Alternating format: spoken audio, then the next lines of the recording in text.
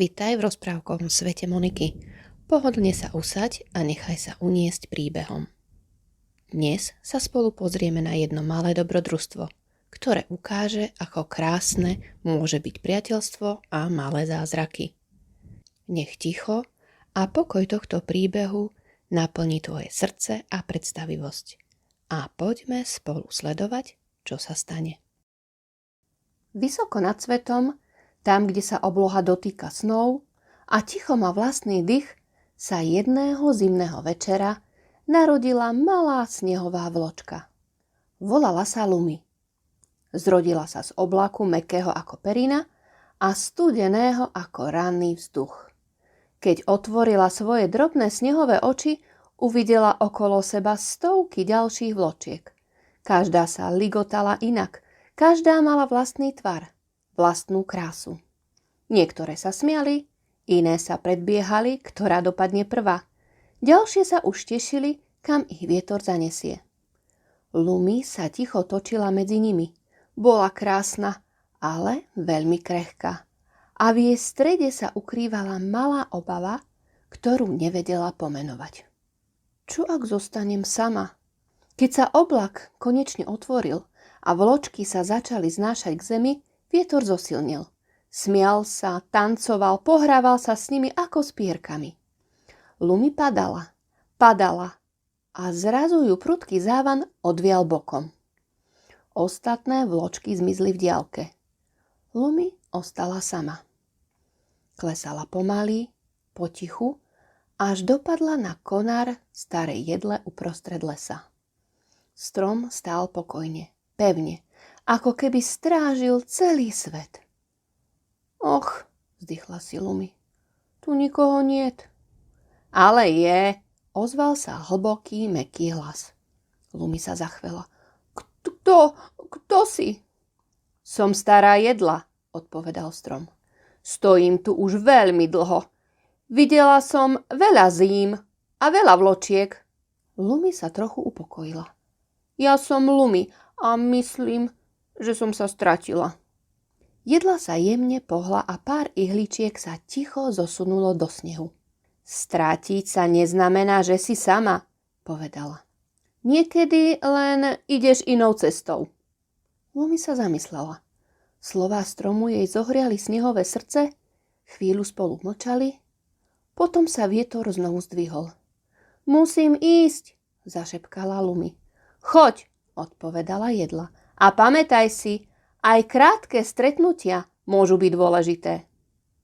Vietor niesol Lumi ďalej, až sa pod ňou objavila dedina. Domčeky svietili ako hviezdy na zemi. Dopadla na okennú rímsu jedného z nich. Za sklom sedelo dievčatko. Malo veľké oči a tichý úsmev. Volalo sa Ema. Pozeralo von a sledovalo sneh, ako by na niečo čakalo. Keď Ema zbadala Lumi, usmiala sa. Ahoj, vločka, povedala potichu. Lumi sa zachvela radosťou. Niekto ma vidí. Keby vedela hovoriť, povedala by Eme, že aj ona sa cítila sama, že aj ona hľadala niekoho, kto ju uvidí. Ale vločky hovoria inak. Lumi sa jemne zaleskla. Zatancovala v slabom svetle lampy a Ema sa usmiala ešte viac. Postupne však Lumi cítila, že sa jej okraje strácajú. Začala sa topiť. Tak toto má byť, pomyslela si. Aspoň som niekomu spravila radosť. Zostala po nej len malá kvapka vody, ktorá sa skotúlala po skle. Ema si utrela okno a zašepkala. Ďakujem. V noci sa kvapka opäť zmenila. Ticho, pomaly, snehovo. A Lumi sa zrodila znova. Trochu iná, ale stále Lumi. Tento raz padala spolu s ďalšími vločkami. Jedna sa k nej priblížila. Ahoj, povedala veselo. Ja som Nix? Ja som Lumi, odpovedala. Nie si sama, usmial sa Nix. A naozaj nebola. Padali spolu, dotýkali sa, točili sa v tanci vetra. Keď dopadli na zem, bolo to na dvor plný detského smiechu. Deti robili snehuliakov, kreslili anielikov do snehu a chytali vločky do dlaní. Lumi a Nix ležali vedľa seba. Vieš, povedala Lumi, Kedysi som si myslela, že samota znamená, že som zbytočná. A ja som si to myslel, povedal Nix, že bez niekoho stratím tvar.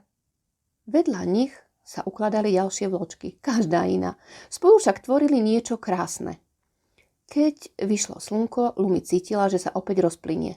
Ale tento raz sa nebála, lebo pochopila niečo veľmi dôležité. Priateľstvo nemusí trvať dlho, aby bolo skutočné. A keď sa Lumi naposledy stratila v svetle rána, jej príbeh ostal. V smiechu detí, v tichu lesa, v srdci dievčatka, ktoré sa už necítilo samo. A niekde vysoko na oblohe sa už rodila ďalšia vločka, pripravená nájsť niekoho, komu povie: Som tu s tebou. A tak sa náš príbeh dnes končí. Nech pokoj a dobro, ktoré sme spoločne prežili, zostanú v tvojom srdci. Dobrú noc a sladké sny, priatelia. A ďakujem, že ste boli súčasťou rozprávkového sveta Moniky.